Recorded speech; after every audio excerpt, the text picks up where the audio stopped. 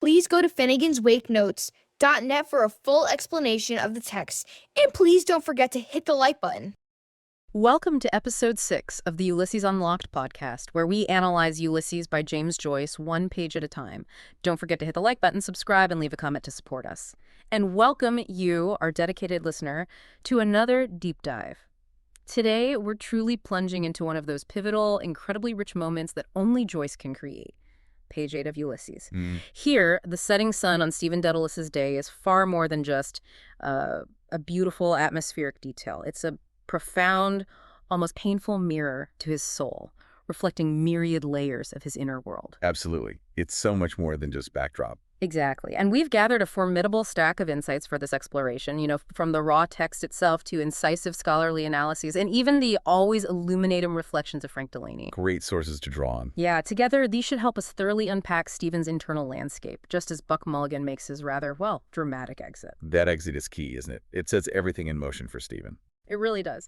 So our mission today is to truly grasp the intricate web of literary allusions that Joyce so masterfully weaves, to plumb the depths of Stephen's psychological turmoil, and to intimately understand the raw, personal grief that he compresses into just a few lines on this page. It's astonishing how much is packed in there. It really is. This isn't merely about reading Ulysses. It's about experiencing the profound layers of meaning beneath every single word, connecting Stephen's deeply personal journey to those universal human experiences of guilt, defiance, and profound loss that resonate so deeply within us all.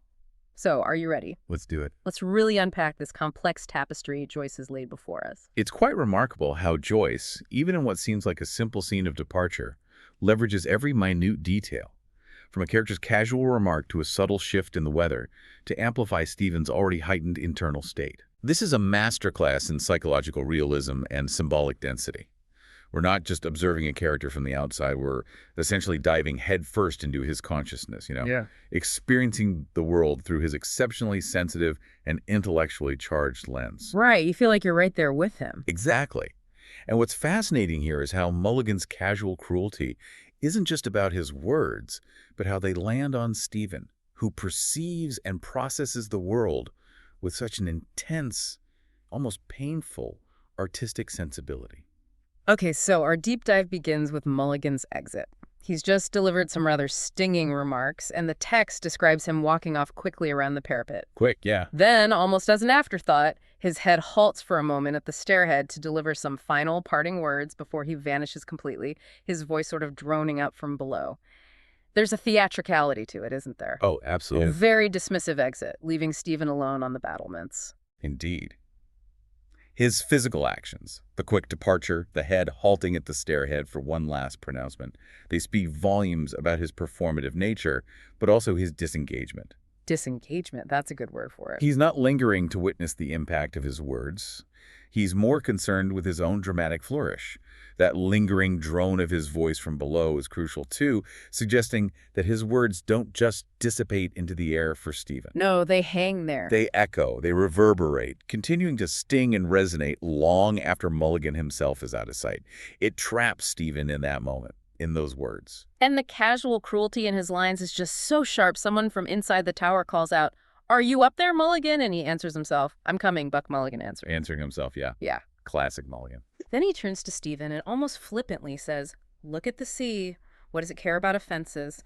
Chuck Loyola, kinch, and come on down. The Sassenach wants his morning rashers." That line, Chuck Loyola, aimed directly at Stephen.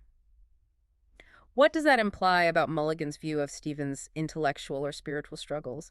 Is this merely lighthearted banter, or is something much more cutting at play beneath the surface? Oh, it's far from mere banter, even though Mulligan tries to cloak it that way, with that veneer of nonchalant wit. Right. Chuck Loyola is a direct, dismissive swipe at Stephen's profound Jesuit education, his serious intellectual and spiritual inclinations.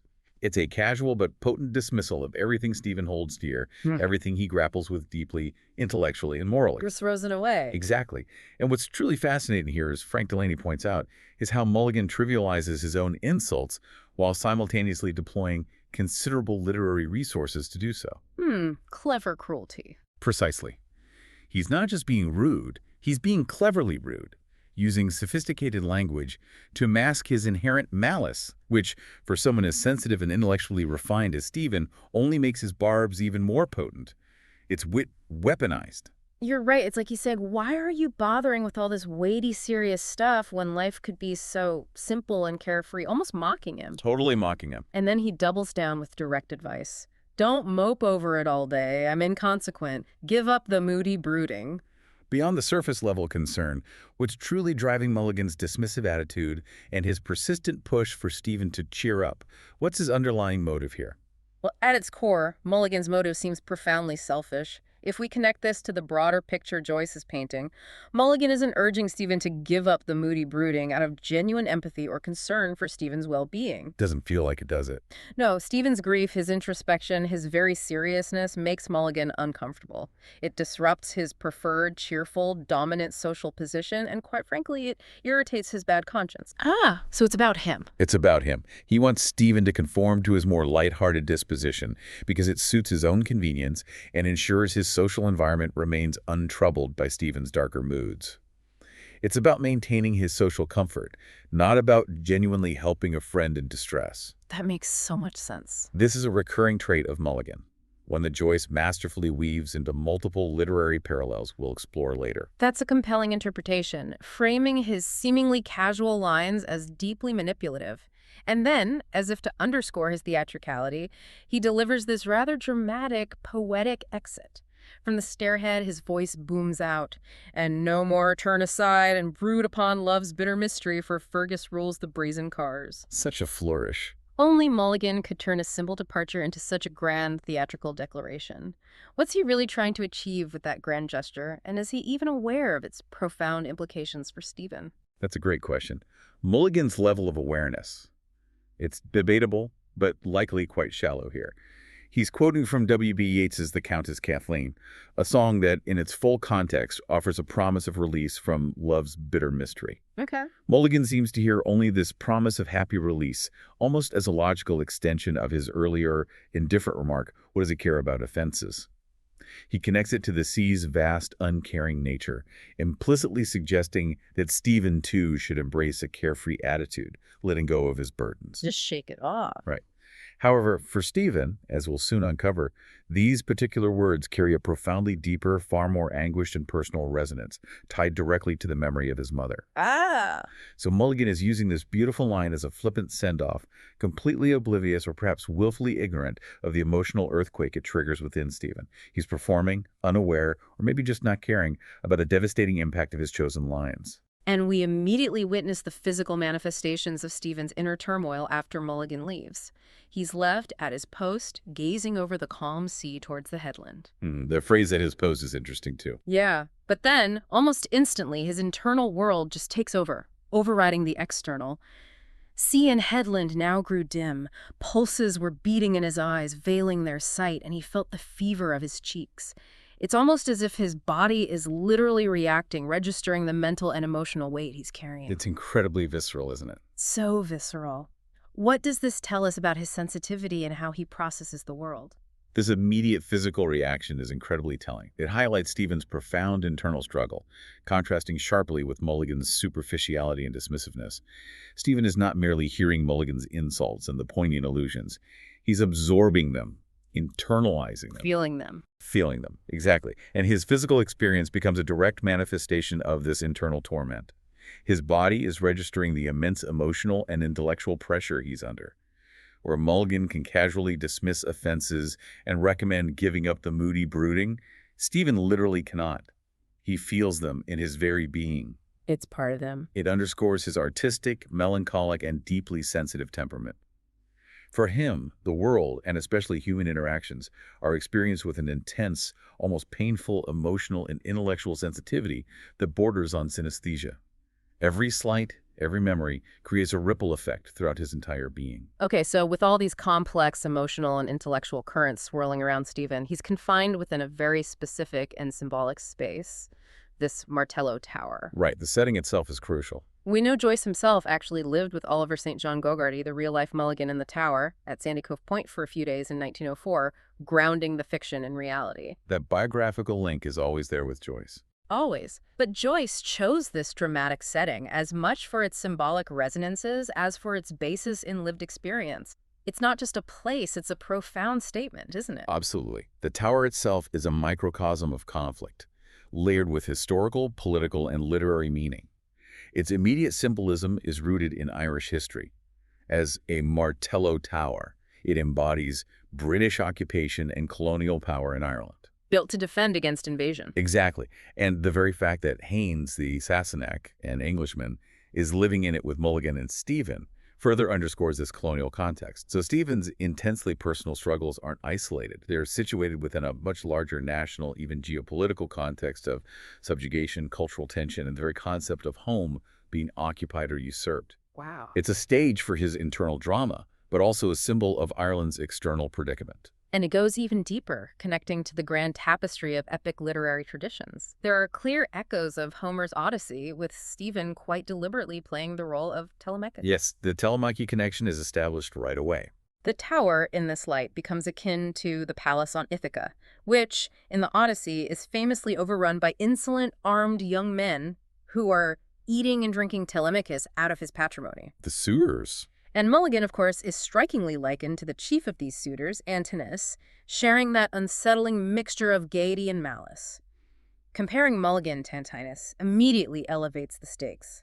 How does this Homeric parallel transform our understanding of what might otherwise seem like mere breakfast banter? It absolutely transforms it. The comparison to Antinous is incredibly significant because it immediately imbues Mulligan's actions with a historical and literary weight of usurpation, disrespect, and profound insolence. So it's not just teasing. Not at all. What might appear as mere banter is now framed as a deliberate chipping away at Stephen's inheritance, both material and intellectual. We see this even in the seemingly trivial details of the breakfast scene Joyce describes. Mulligan lunged toward his messmates in turn, a thick slice of bread impaled on his knife. A crude, almost aggressive act of serving. Yeah, that image is strong. And later, he mildly rebuked Stephen for eating too much of the food. This isn't just a quirky character detail. It perfectly mirrors the suitor's brazen consumption and appropriation of Telemachus's household resources, highlighting Mulligan's utter lack of regard for Stephen's rightful place or property. Wow, even the food. Even the food. It's a subtle yet powerful narrative device that foreshadows a much deeper tension and sense of injustice. And if we're following the Odyssey parallel, it also hints at a violent undertone, doesn't it? The Odyssey famously ends with the feasting hall becoming an abattoir, as Odysseus and Telemachus slaughter them to the last man. Precisely. That adds a palpable layer of suppressed tension to these early, seemingly innocuous scenes, while Ulysses won't unfold in such a literal, bloody fashion. Hopefully not. The illusion subtly introduces a sense of existential threat, betrayal, and the potential for a profound reckoning. It frames Stephen's current predicament not just as personal friction, but as part of a larger epic struggle for his rightful inheritance, his identity, his home, his future, and his ultimate self-possession. It's a weight he feels acutely. But the illusions, true to Joyce's genius, don't stop there. We also see striking parallels to Shakespeare's Hamlet, with Stephen as the melancholic prince. The Hamlet connection is just as strong, maybe even more explicit early on. Just like the iconic opening of Hamlet, where sentinels meet on the battlements of Elsinore Castle just before daybreak, Joyce places Stephen and Mulligan on the battlements of a military tower at dawn. Stephen, standing at his post, sounds so much like a sentinel, doesn't he? It really does. An isolated figure on the edge of a world in turmoil. Yeah. It's an unmistakable connection, almost a deliberate stage direction from Joyce, signaling the thematic weight of this scene. And this isn't merely implied. Haynes, the Englishman, explicitly signals it by saying, "This tower and these cliffs here remind me somehow of Elsinore." That beetles or his base into the sea, isn't it? Right, he quotes the line directly. He quotes Hamlet directly. This isn't just a casual observation from a foreign visitor. It's a deliberate authorial signal to you, the listener, firmly establishing the Hamlet parallel. It frames Stephen's situation as one of profound introspection, internal and external enemies, and a quest for truth amidst pervasive corruption, much like Hamlet's struggle against Claudius and the moral decay of Denmark.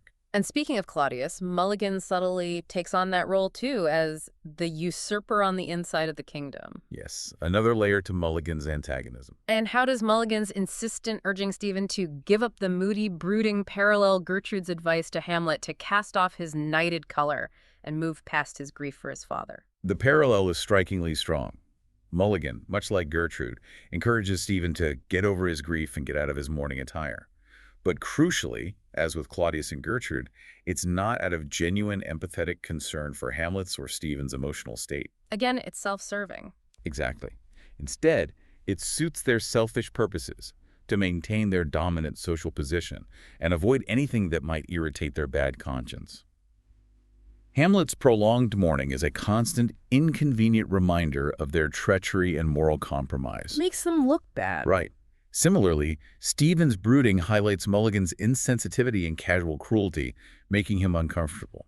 So Mulligan is effectively playing Antinous, Claudius, and Gertrude, all rolled into one complex, multifaceted, and ultimately antagonistic figure who seeks to impose his will and his preferred reality onto Stephen. That truly is a profound connection, highlighting the layered, almost mythological villainy in Mulligan's character. He's quite the antagonist. From page 1, absolutely. And this Hamlet parallel also sets up a crucial haunting theme for Stephen, doesn't it? Foreshadowing his nightmare of his mother as a parallel to Hamlet's father's ghost, hinting at a central theme of guilt and haunting that will plague him throughout the day. Exactly. The ghost of Hamlet's father drives the narrative of revenge and moral dilemma, a demand for action.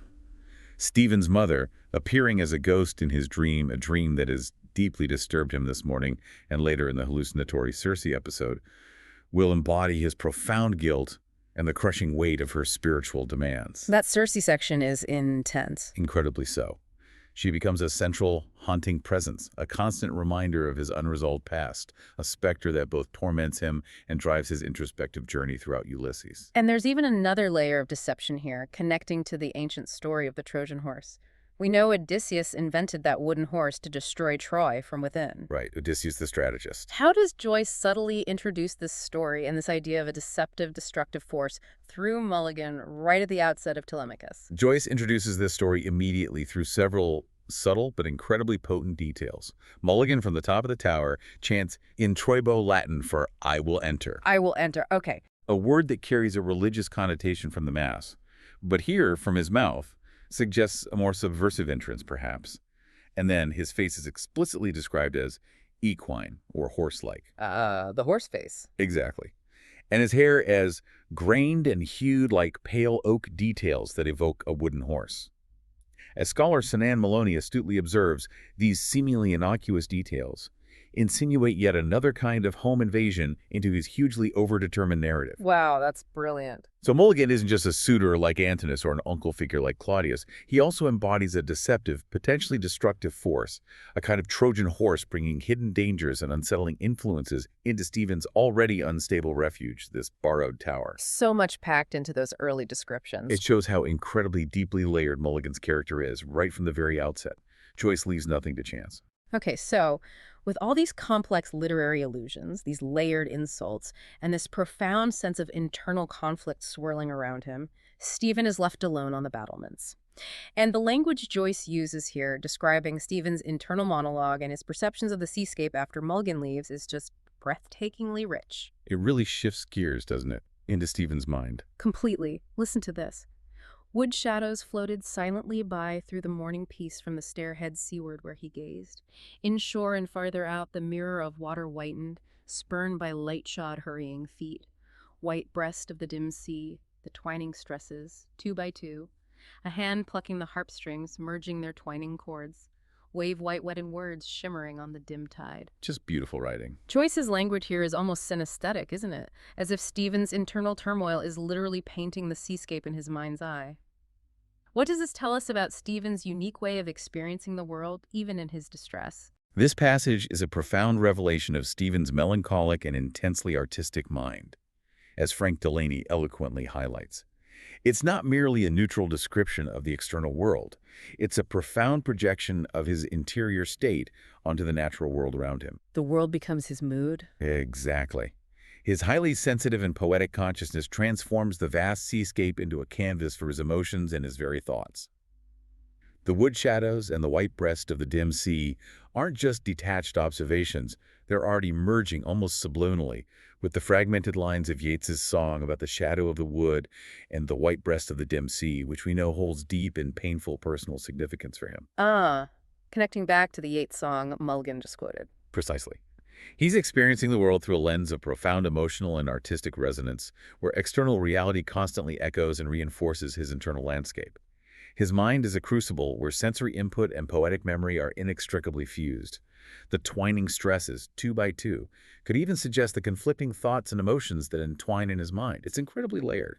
And then, almost immediately after this beautiful but melancholy internal observation, something external shifts, creating a dramatic visual impact. A cloud began to cover the sun slowly, wholly, shadowing the bay in deeper green. It lay beneath him, a bowl of bitter waters. Wow, what a line. The sea, which Mulligan had so casually suggested cared nothing for offenses, now, for Stephen, literally becomes a bowl of bitter waters.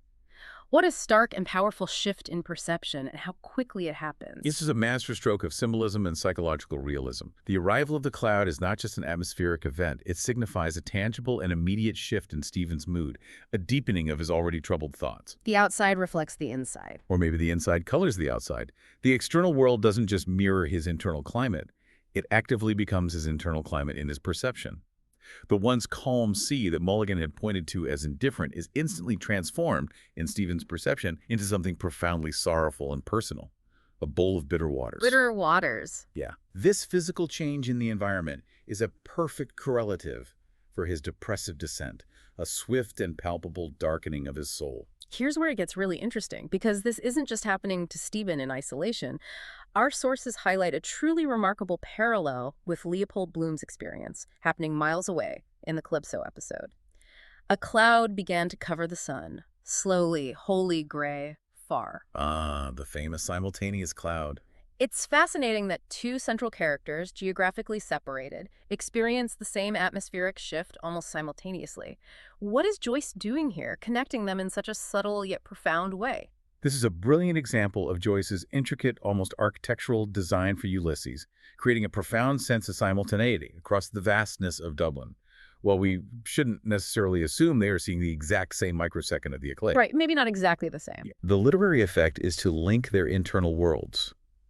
It suggests a shared, almost cosmic rhythm to their individual experiences on this single day, June 16, 1904.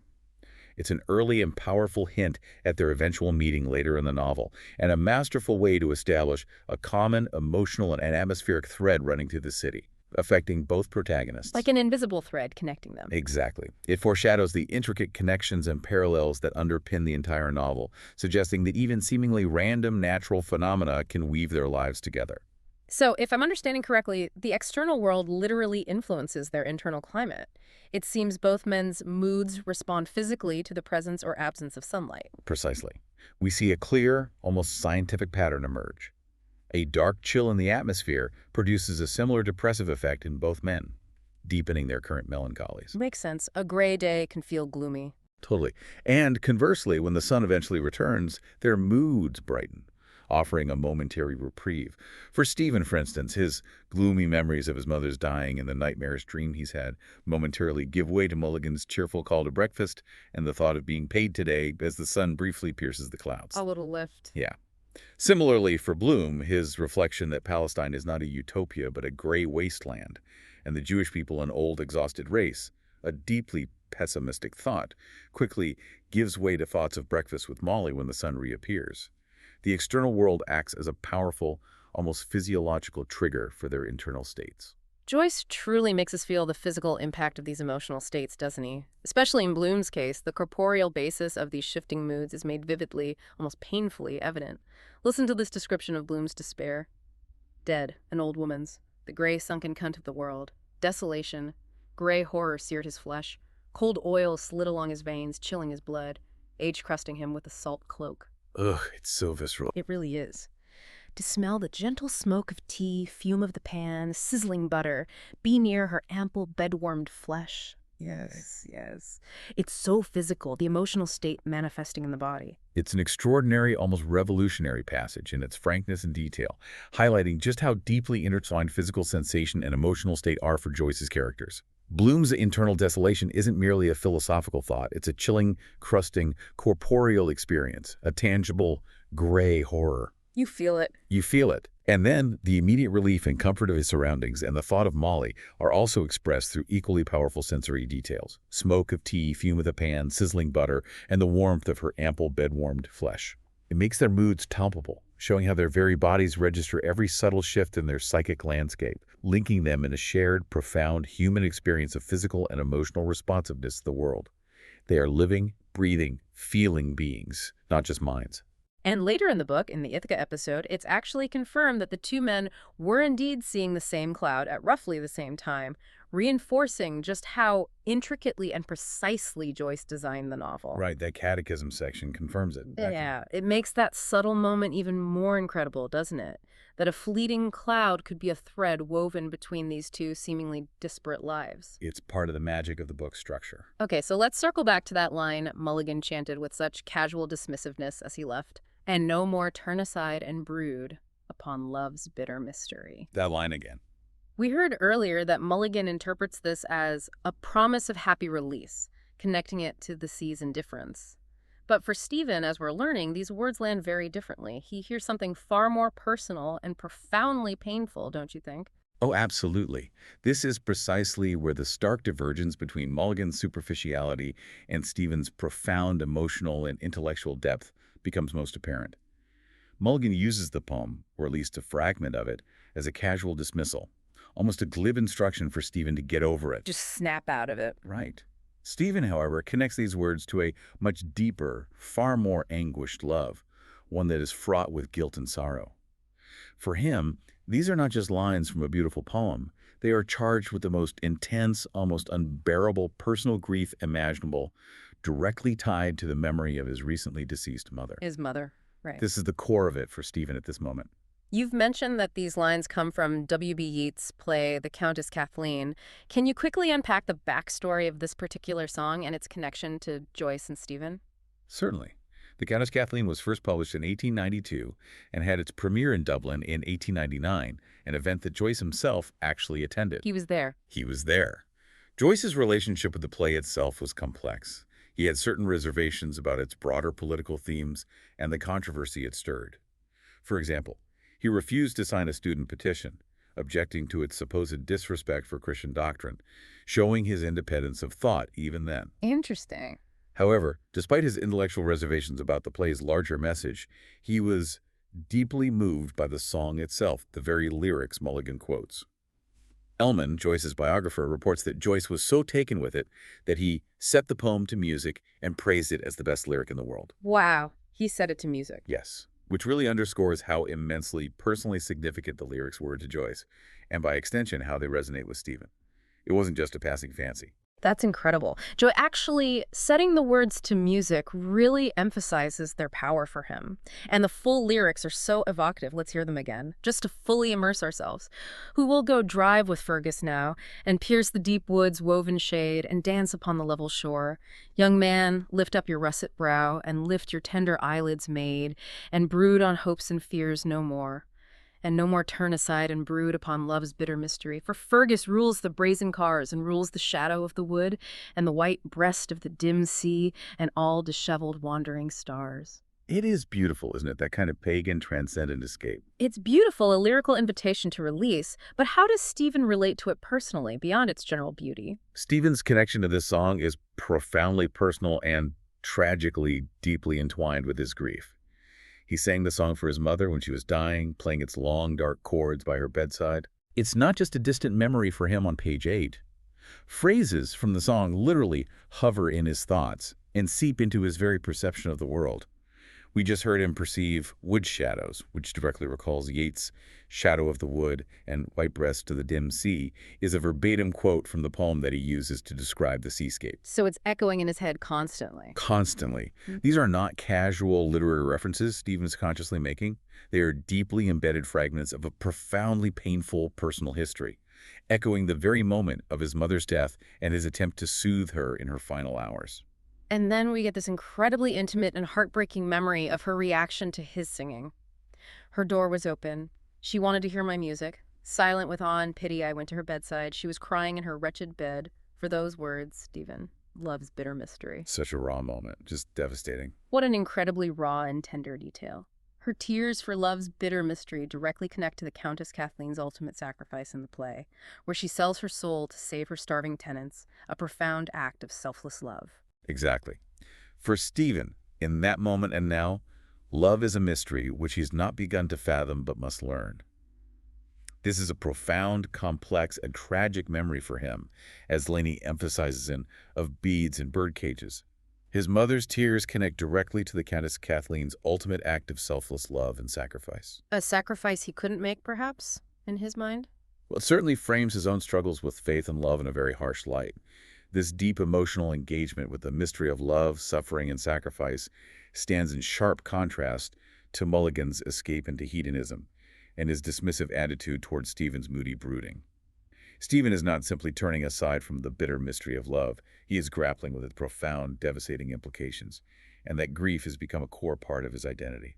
And this naturally ties directly into Stephen's intense guilt surrounding his mother's death. His mother is presented as a figure of Christian piety, suffering, and martyrdom, which, for Stephen, fills him with an almost existential terror and guilt. Yes, that sense of terror is key. It's not just sadness. It's not just sorrow, it's a terrifying burden. Yes, and her fate, in Stephen's mind, is further linked to the Countess Kathleen, who is redeemed and ascends into heaven because her apostasy sprang from generous motives. This narrative parallel suggests that Stephen's mother, through her own suffering and perhaps a similar kind of selfless love, has known the love that frees one from the tyranny of egoism. A love he feels he rejected or couldn't access. Precisely. This is the core of the mystery Stephen must brood on, not dismiss. He perceives her as having achieved a spiritual grace that eludes him. It's a profound, complex, and tragic memory that fuels his torment, his intellectual and spiritual quest, and critically, his immense guilt. He cannot simply chuck Loyola and move on because his mother's suffering and his perceived role in it is irrevocably bound to these spiritual questions. And this brings us to Mulligan's most brutal accusation, a deeply personal and utterly callous attack that cuts straight to Stephen's deepest wound. The aunt thinks you killed your mother, and his reproach, "You could have knelt down, damn it, Kinch, when your dying mother asked you." Ugh, that line is just vicious. This is an incredibly harsh thing to say. Where does this accusation and its real-life sting originate? This accusation is drawn directly from real life, reflecting a deeply personal and painful episode for James Joyce. It connects to Oliver St. John Gogarty, the real-life model for Mulligan, who is known to have casually declared to all his acquaintances that Joyce was mad and had killed his mother by telling her what he thought. Oh, wow, Gogarty actually said that. Reportedly, yes. So what Mulligan says to Stephen here isn't just a fictional barb. It's a thinly veiled, deeply personal attack, echoing real-world animosity and judgment that Joyce himself endured. The cruelty is amplified by its direct link to a profound personal trauma. And once again, Mulligan seems to be driven by these selfish motives. As you highlighted earlier, he overstates the facts and attributes selfish motives to his accusation, much like Antinous, Claudius, and Gertrude, who want to suppress grief that makes them uncomfortable. Right, it fits the pattern perfectly. The novel never gives the slightest indication that Mulligan is troubled by such things. So he's essentially weaponizing Stephen's deepest guilt, almost projecting his own casual disregard for such matters onto Stephen. Exactly. Mulligan's accusation is less about genuine belief in Stephen's culpability and more about his desire to manipulate Stephen, to assert his dominant social position, and to deflect anything that might irritate his bad conscience. He's weaponizing a deep personal trauma for his own selfish ends, much like the mythological and Shakespearean figures he parallels. Just pure malice, really. The true malice lies in his utter indifference to the profound pain he inflicts. He has no conscience to trouble in this regard, making his barb all the more callous and devastatingly effective against Stephen. He delights in exercising this power over Stephen. This, of course, brings us to Joyce's own real-life struggle and Stephen's principled defiance in the face of immense pressure. Joyce's mother, Mary Joyce, fell ill in August 1903, and in her final days, she tried to persuade her son to make his confession and take communion. A very common deathbed request, then. But Joyce steadfastly refused. Why was he so inflexible at such a critical, emotional time? Joyce's refusal was a profound act of intellectual and spiritual conviction, a defining moment in his life and artistic philosophy. He feared what he called the chemical action that would be set up in his soul, essentially a fundamental corruption or poisoning of his spiritual integrity, by a false homage to a symbol behind which are massed 20 centuries of authority and veneration. Wow, chemical action. Strong words. Very. This was no casual oversight or act of petulance. It was a deeply held, agonizingly applied principle.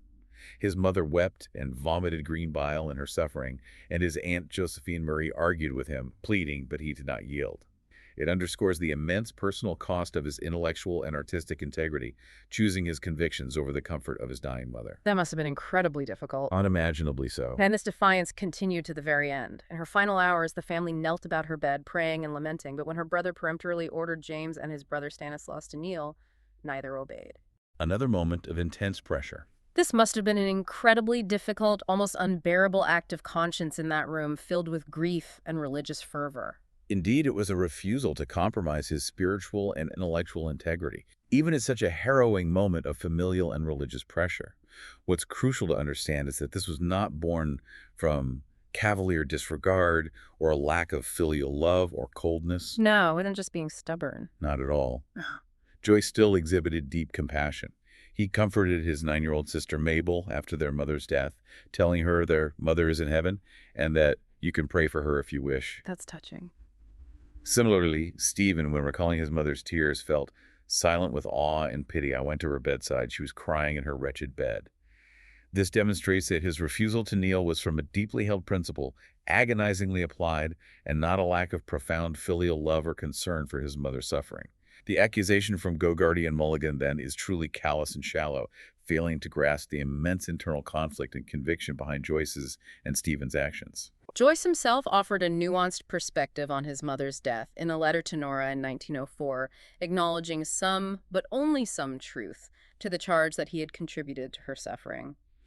My mother was slowly killed, I think, by my father's ill treatment, by years of trouble, and by my cynical frankness of conduct. He takes some responsibility, but not in the way Gogarty meant. Exactly. But he also wrote, I understood that I was looking on the face of a victim, and I cursed the system which had made her a victim. And critically, 6 years ago, I left the Catholic Church, hating it most fervently. Now I make open war upon it by what I write and say and do.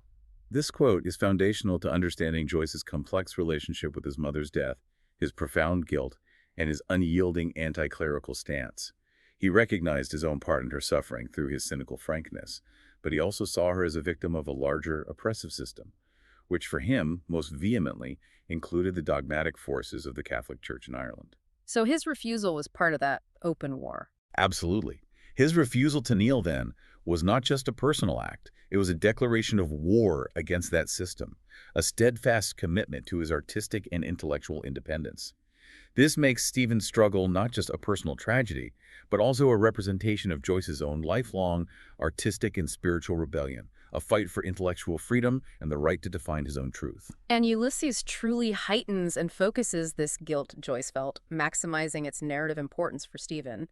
Stephen's anguish at the ghost of his mother's implicit demand that he kneel down in prayer attains a shattering climax much later in the book, in the hallucinatory Circe episode. Oh, Circe. When it explicitly commands him to pray and repent. Prayer is all-powerful. Prayer for the suffering souls in the Ursuline Manual and 40 days indulgence. Repent, Stephen, repent. Oh, the fire of hell. Terrifying. Absolutely terrifying. This is a truly terrifying vision, echoing the Grand Guignol, that theatrical, grotesque horror of the Jesuit priest's sermons from A Portrait of the Artist as a Young Man. It is absolutely terrifying, representing the visceral culmination of Stephen's deeply ingrained guilt and the oppressive religious authority he spent his life rejecting.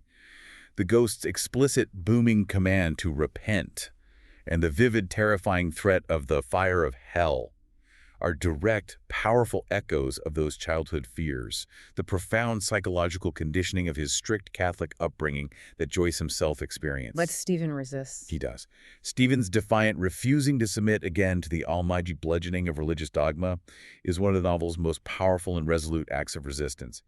In that shattering moment, he consciously aligns himself with a figure of ultimate artistic and personal rebellion, Don Giovanni. Ah, the Don Juan figure. Who famously refuses to repent, even as the Commendatore statue threatens him with eternal damnation.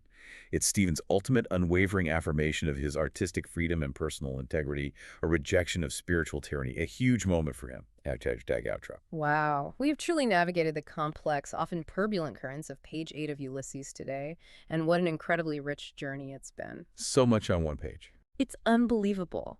We started by exploring how Mulligan's departing insults, delivered with such casual cruelty, trigger a cascading series of Stephen's memories, profound literary illusions, and deeply personal torment.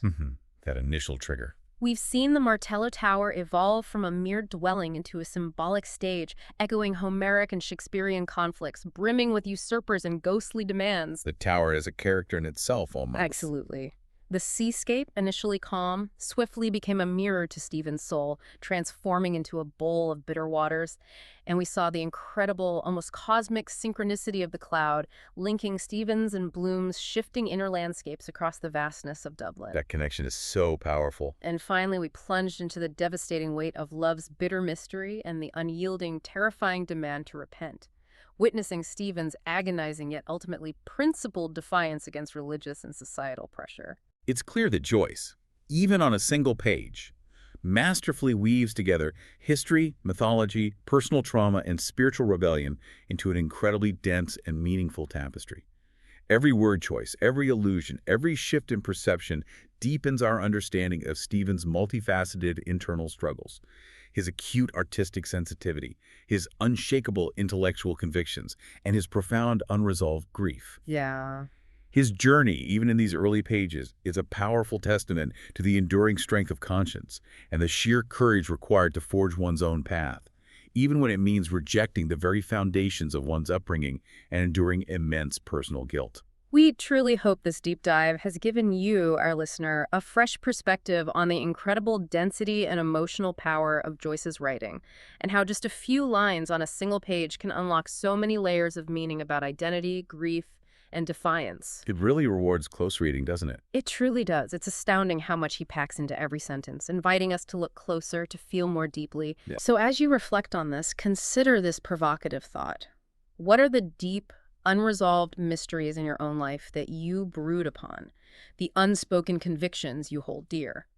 And what does it truly take to stand by those deepest convictions, even in the face of immense guilt, societal pressure, or the most profound personal sorrow? Something to chew on there. Definitely something to think about. Thank you for joining us on this deep dive into Ulysses. Welcome to episode 6 of the Ulysses Unlocked podcast, where we analyze Ulysses by James Joyce, one page at a time. Don't forget to hit the like button, subscribe, and leave a comment to support us.